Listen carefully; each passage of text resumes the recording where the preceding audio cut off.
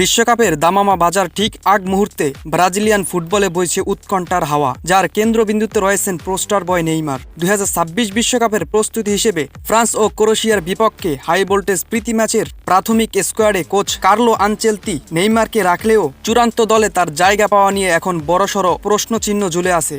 এর মূল কারণ হয়ে দাঁড়িয়েছে নেইমারের চিরচেনা সেই ইনজুরির সমস্যা। সান্তোসের হয়ে গত ম্যাচে জোড়া গোল করে ছন্দে ফেরার ইঙ্গিত দিলেও নতুন করে মাংসপেশির চোটে পড়ায় মিরাসলের বিপক্ষে গুরুত্বপূর্ণ ম্যাচে তিনি মাঠে নামতে পারছেন না। সবচেয়ে দুর্ভাগ্যজনক বিষয় হলো খোদ আনচেলতি গ্যালারিতে বসে এই ম্যাচেই নেইমারের ফিটনেস পরখ করতে চেয়েছিলেন। কোচের কড়া বার্তা ছিল শতভাগ ফিটনেস থাকলেই কেবল জাতীয় দলের জার্সি গায়ে তোলার সুযোগ মিলবে, কিন্তু মিরাসলের বিপক্ষে এই অনুপস্থিতি সেই আস্থার জায়গায় বড় ধাক্কা দিয়েছে।